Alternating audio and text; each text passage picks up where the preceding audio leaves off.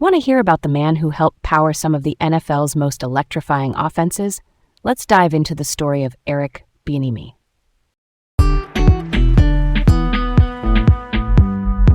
Hi, I'm Garrett, feeling super curious today. And I'm Leah, really excited to delve into today's topic. Welcome to Laid Back Learning with Leah and Garrett. Today we're unpacking the life and career of Eric Bieniemy, a name synonymous with innovative offense and high standards in American football. I remember watching a Chiefs game where the motion and spacing just kept tilting the defense, and I learned later that Eric Bieniemy, as the offensive coordinator, was a huge part of building that plan. It made me appreciate the art of play calling, which is, choosing the right play at the right time to put players in a position to win. Let's set the scene. Eric Bieniemy is a former NFL running back turned coach, best known for coordinating Kansas City's high-flying offense under head coach Andy Reid, who is a longtime offensive mastermind in the NFL.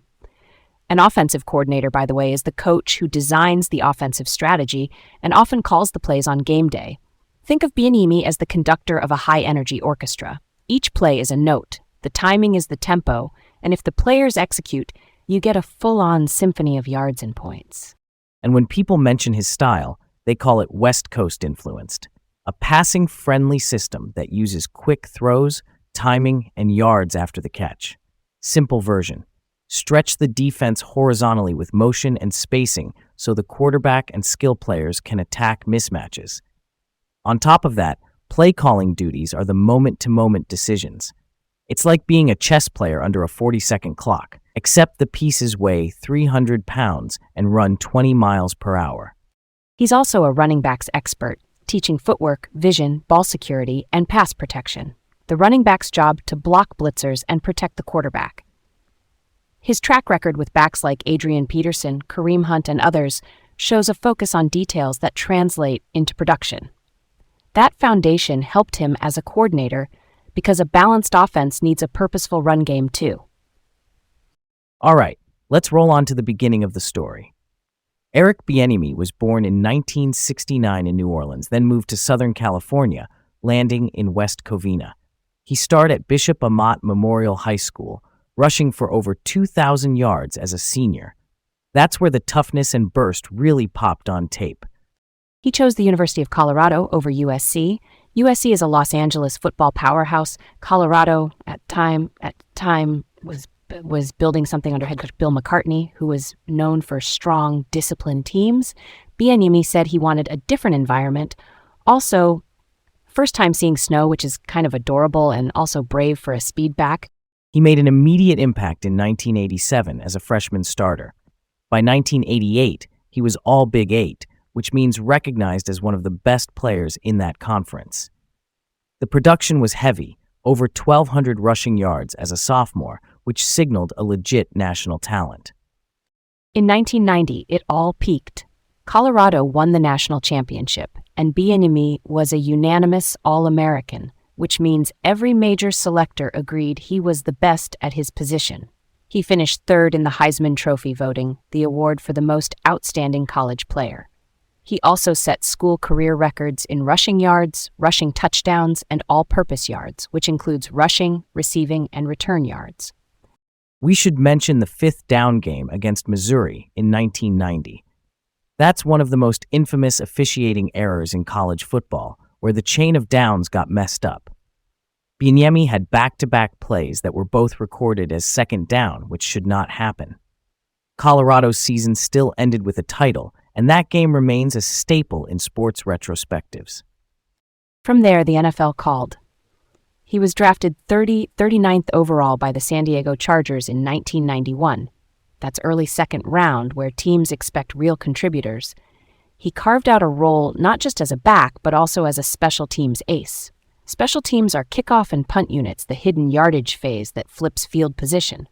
He even played in Super Bowl 29 with the Chargers and recorded their longest reception of that game, a 33-yarder.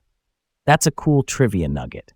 He later moved to the Cincinnati Bengals and logged a 102-yard kickoff return touchdown in 1997, which is rare air. He wrapped his playing career with the Philadelphia Eagles in 1999, which is interesting because that's where Andy Reid had just arrived as head coach. That covers the beginning of the arc. Now let's look at the rise and the struggle. After playing, Bieniemy went straight into coaching. He started at Thomas Jefferson High School in Denver, then returned to Colorado in 2001 to coach running backs while completing his sociology degree. That dual track said a lot about finishing what he started academically, which I respect. From 2003 to 2005, he was at UCLA as running backs coach and recruiting coordinator. UCLA is a major college program in Los Angeles, and there he helped Maurice Jones-Drew blossom into a star. Recruiting coordinator means you also evaluate high school talent and build relationships, which is its own science. He jumped to the Minnesota Vikings in the NFL at the end of 2005 as running backs coach. Working with Adrian Peterson, who became one of the best backs of his era, Peterson led the NFC in rushing in 2007 and then the entire NFL in 2008. That's a big development badge for a position coach. By 2010, he was assistant head coach with the Vikings, which is a leadership role beyond just the position room. Later that year, he returned to Colorado again, now as offensive coordinator under head coach John Embry. Offensive coordinator, quick reminder, is the architect of the offense, scripting plays and setting identity. The results were mixed, but it gave him full design experience. Then came Kansas City in 2013 under Andy Reid, who, for context, is one of the most respected offensive head coaches in the league. As running backs coach, Bieniemy worked with Jamal Charles, an elite efficiency back, and later Kareem Hunt, who led the NFL in rushing as a rookie in 2017. Those are receipts of real development work. It wasn't a straight, easy line, though. It's also worth being clear about some legal issues earlier in his life. A bar fight incident in 1988, a 1990 case involving interference with a firefighter, a 1993 arrest tied to a parking lot dispute that led to a campus ban, and a 2001 DUI. He faced consequences and discipline. Leah, why do you think that history sticks in the public conversation even years later? Because patterns, even when they're in the past, shape perception. People wonder about accountability and growth. Real talk. Many athletes and coaches have complicated chapters, and what matters to me is whether someone learns and shows a different direction over time. In his case, the later years reflect sustained professional leadership and player development. That brings us to the resolution arc. In 2018, Bieniemy was promoted to Chiefs offensive coordinator, taking over after Matt Nagy left for a head coaching job with the Chicago Bears.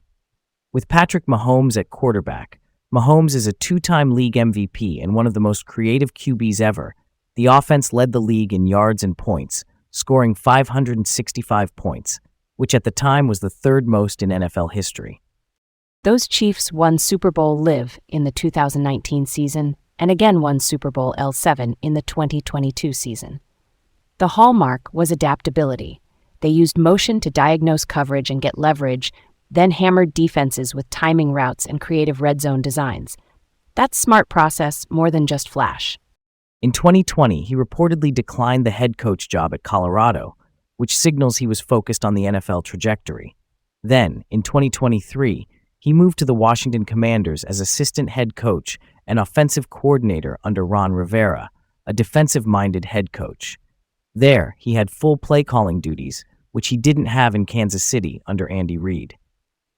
Washington went 4-13, and when Dan Quinn took over as head coach, they didn't retain him, but he had the call sheet experience on his resume. In 2024, he moved to UCLA as associate head coach and offensive coordinator. UCLA is a major college brand, and the transition back to college ball is tricky. The team finished 5-7, and he was let go at season's end. College timelines can be very unforgiving, but the next chapter in 2025 had him with the Chicago Bears as running backs coach under Ben Johnson, who's an offensive-minded head coach. There, DeAndre Swift set career highs and rookie Kyle Monangai surged. That's a quick reset and proof of his running back teaching chops. In January 2026, he returned to Kansas City as offensive coordinator under Andy Reid. That reunion says a ton about trust, continuity of language, and belief that he can help keep the offense humming. On a difficult separate note, in July 2026, there was a serious incident at his family home in Virginia, with his wife hospitalized and his son facing charges. Authorities said he was held without bond as the case proceeded. It's heartbreaking, and it's separate from football, but it's part of the human story around him right now. Through all of that, the common thread is reinvention. Different roles, different levels, same emphasis on detail and development. That's a story of resilience and leadership under pressure. Speaking of earlier incidents, let's get to a disputed moment from the early years. In 1990, after a case involving interference with a firefighter, there was a plea agreement that included community service, and there's a dispute about an 8-hour firefighting training session. An assistant city attorney said he failed to attend that training. Bieniemy contended the session was optional.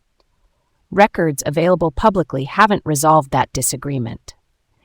I lean toward thinking if he believed it was optional, that hints at a communication gap in the legal process. A plea agreement is a negotiated resolution where you accept certain terms in exchange for a particular outcome. If the paperwork or instructions weren't crystal clear, people can walk away with different expectations. I'm not saying that's good, just that it happens. I hear you, but I think the training was likely meant as a required piece of accountability. If that's the case, missing it would understandably affect how officials viewed the completion of the agreement. In a situation like that, clarity matters, but so does following through on each piece as directed. That's close to the heart of it for me. Accountability builds credibility. Why do you think this particular dispute still draws attention decades later when there's been so much career success since? Because unresolved details linger.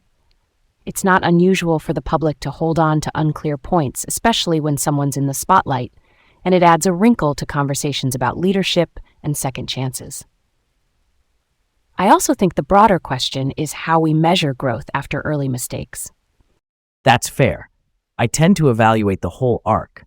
His later roles, assistant head coach, offensive coordinator, and the leadership in multiple rooms, suggest someone trusted within complex organizations. It doesn't erase earlier issues, but it can reframe them as part of a longer development path. We mentioned it earlier, but the fifth down game keeps showing up in pop culture retrospectives. It's a classic example of how a small officiating error can ripple into football lore. And because Bieniemy was central in that drive, his name is forever tied to one of the sport's most talked about oddities. All right, let's play out a what if. What if he had accepted the Colorado head coach job in 2020? I imagine a rebuilt Colorado identity centered on discipline and pro-style concepts. He could have translated that Chiefs' attention to detail, motion tells, screen game timing, running back fundamentals into a college system. Maybe that narrows the talent gap and lifts Colorado's national relevance. If that happens, he might never leave for Washington, UCLA, or Chicago, and there's a world where he becomes a long-term college program builder. Totally. And if he stayed in college, the NFL ripple could be real. Kansas City still has Andy Reid and Patrick Mahomes, so the offense likely remains great, but the staff chemistry changes matter at the margins. Maybe certain wrinkles we saw in 2018 to 2022 evolve differently. Also, on his personal trajectory, a successful college run could have put him on a different head coaching track, either staying in college like a legacy builder or returning to the NFL as a head coach with full program building credentials. And if Colorado doesn't take off under him, that could also shift perceptions the other way, making it harder to get back to the NFL as a coordinator. That's the butterfly effect in sports careers. One decision reframes everything that follows. What a twist when you zoom out. Thanks for hanging with us today. Keep exploring and stay curious. Thanks for tuning in to Laid Back Learning with Leah and Garrett. Until next time.